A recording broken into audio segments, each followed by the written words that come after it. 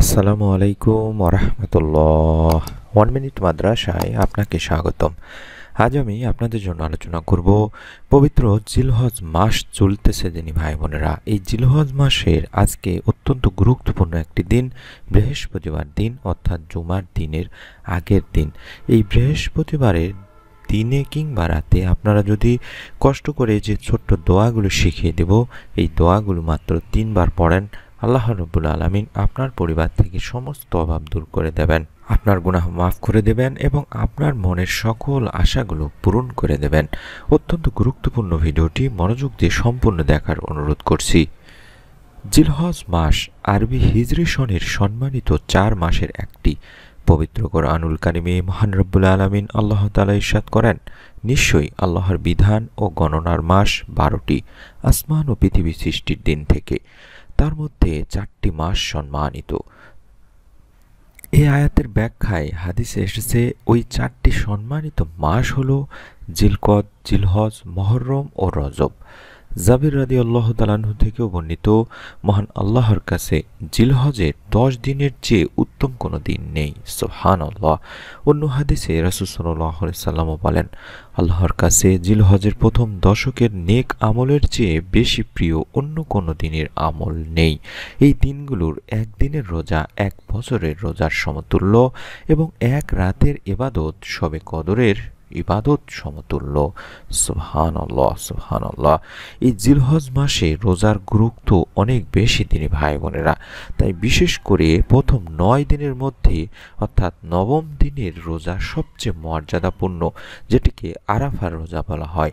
আল্লাহ রাসূল সাল্লাল্লাহু আলাইহি সাল্লাম বলেছেন, আরাফার দিনের 9 তারিখের রোজার বিষয়ে আমি আল্লাহর কাছে আশাবাদী যে তিনি এর দ্বারা বিগত 1 বছর ও আগামী বছরের গুনাহ মাফ করবেন। সুবহানাল্লাহ, সুবহানাল্লাহ। আমি আপনাদের জন্য আরাফার দিনের রোজা কবে, কি আমল করবেন, সহজ কিছু আমল নিয়ে ভিডিও দেওয়ার চেষ্টা করব ইনশাআল্লাহ। আপনাদের কাছে অনুরোধ করছি সেই ভিডিওটি পাওয়ার জন্য হলেও আমাদের চ্যানেলটি সাবস্ক্রাইব করে রাখার জন্য। এই বৃহস্পতিবারের দিনে কিংবা রাতে, যেটি বললাম যে আরবি হিসাবে বৃহস্পতিবার রাতই হচ্ছে জুমাবারের অন্তর্ভুক্ত। কেননা আরবি মাসের তারিখ শুরু হয় সন্ধ্যার পর থেকে বা মাগরিবের আজানের পর থেকে, আর শুক্রবার সন্ধ্যায় জুমার দিনটিও শেষ হয়। জুমাবার শুরু হলে কিছু ফজিলতপূর্ণ আমলের দিকে আমাদের নজর দেওয়া উচিত, কেননা জুমার পুরো দিনটি আমলের ও দোয়া কবুলের উপযুক্ত।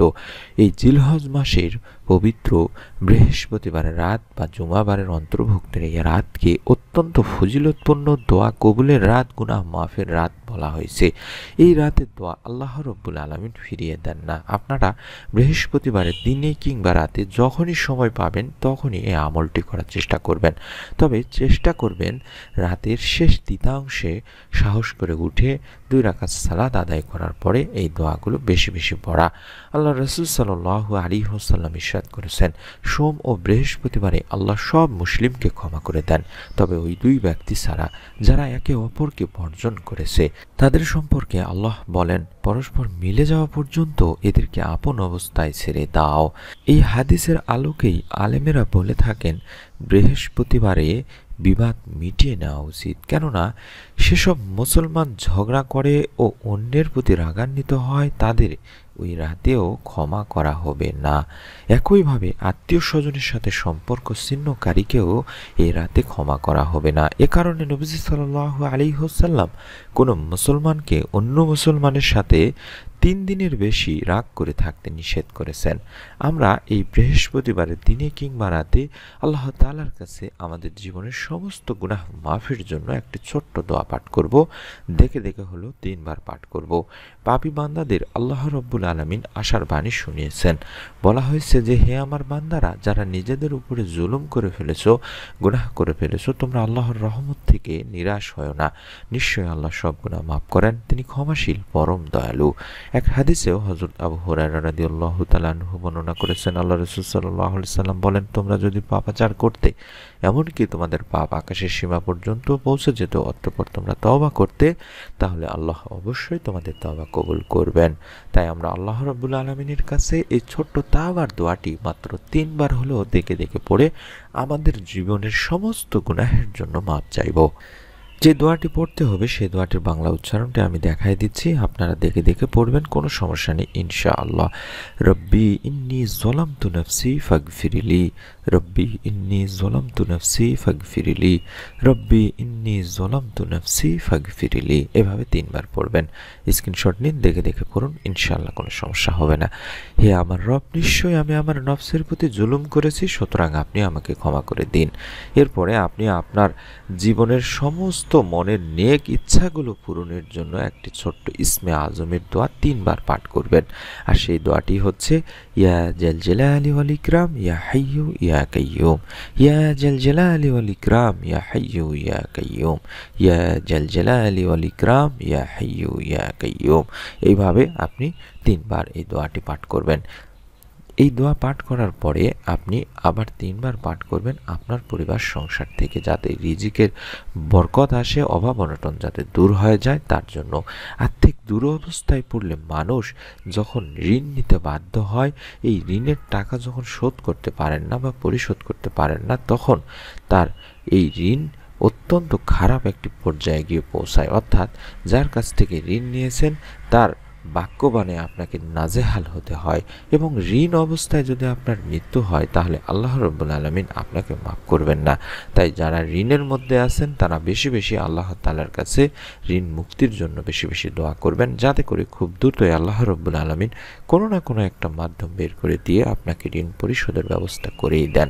সেরকম একটি হাদিস পাওয়া যায় বুখারী শরীফে। তিনি ভাই বোনেরা, ঋণে জড়ানোর ব্যাপারে মহানবী সাল্লাল্লাহু আলাইহি সাল্লাম আল্লাহ তাআলার কাছে অত্যধিক আশ্রয় প্রার্থনা করতেন। উম্মুল মুমিনিন হযরত মা আয়েশা রাদিয়াল্লাহু তাআলা আনহা বলেছেন, আল্লাহ রাসূল সাল্লাল্লাহু আলাইহি সাল্লাম সালাতে এই দোয়াটি পড়ে দোয়া করতেন যে, হে আল্লাহ, আমি তোমার কাছে গুনাহ এবং ঋণ থেকে পানাহ চাচ্ছি। এক প্রশ্নকারী জিজ্ঞাসা করল, হে আল্লাহ রাসূল সাল্লাল্লাহু আলাইহি সাল্লাম, আপনি ঋণ থেকে বেশি বেশি পানাহ চান কেন? উত্তরে নবী সাল্লাল্লাহু আলাইহি সাল্লাম বলেছিলেন বা জবাব দিলেন, মানুষ ঋণগ্রস্ত হলে মিথ্যা বলে এবং ওয়াদা করলে তা ভঙ্গ করে। বুখারী শরীফের সহিহ একটি হাদিস। তাই সবসময় আমরা ঋণ থেকে মুক্তির জন্য আল্লাহ তাআলার কাছে এই ছোট্ট দোয়াটির মাধ্যমে বেশি বেশি দোয়া করব, যেমনটি হযরত আলী রাদিয়াল্লাহু তাআলা আনহু এক ব্যক্তিকে এই দোয়াটি শিখিয়ে দিয়েছিলেন। হাদিসটি আমি তুলে ধরছি। একবার চতুর্থ খলিফা হযরত আলী রাদিয়াল্লাহু তাআলা আনহুর কাছে এক ব্যক্তি ঋণ পরিশোধের জন্য কিছু সাহায্য চায়। এ সময় আলী রাদিয়াল্লাহু তাআলা আনহু তাকে বলেন, আমি কি তোমাকে কয়েকটি শব্দের শিক্ষা দেব যা আমাকে রাসূল সাল্লাল্লাহু আলাইহি সাল্লাম শিক্ষা দিয়েছেন, যা তুমি পাঠ করলে আল্লাহই তোমার ঋণ মুক্তির ব্যাপারে দায়িত্ব নেবেন। যদি তোমার ঋণ পর্বত সমানও হয়। এরপর আলী রাদিয়াল্লাহু তাআলা আনহু ওই ব্যক্তিকে এই দোয়াটি পড়তে বলেছিলেন। সুবহানাল্লাহ। আর দোয়াটি আমি স্ক্রিনে দেখাচ্ছি, আপনারা দেখে দেখে অন্তত 3 বার পড়বেন। আল্লাহুম্মা কফিনি বিহালালিকা আন হারামিকা ওয়া আগনিনি বিফাদলিকা আম্মান সিওয়াক। আল্লাহুম্মা কফিনি বিহালালিকা আন হারামিকা ওয়া আগনিনি বিফাদলিকা আম্মান সিওয়াক। আল্লাহুম্মা কফিনি বিহালালিকা আন হারামিকা ওয়া আগনিনি বিফাদলিকা আম্মান সিওয়াক। এভাবে 3 বার পড়বেন। এই দোয়ার অর্থই হচ্ছে, হে আল্লাহ, হারামের পরিবর্তে তোমার হালাল রুজি আমার জন্য যথেষ্ট করো, আর তোমাকে ছাড়া আমাকে কারোর মুখাপেক্ষী করো না, এবং স্বীয় অনুগ্রহ দিয়ে আমাকে সচ্ছলতা দান করো। এই দোয়াগুলো পড়ার আগে আপনি কয়েকবার দরুদ পড়ে নেবেন এবং ইস্তেগফার পড়ে নেবেন।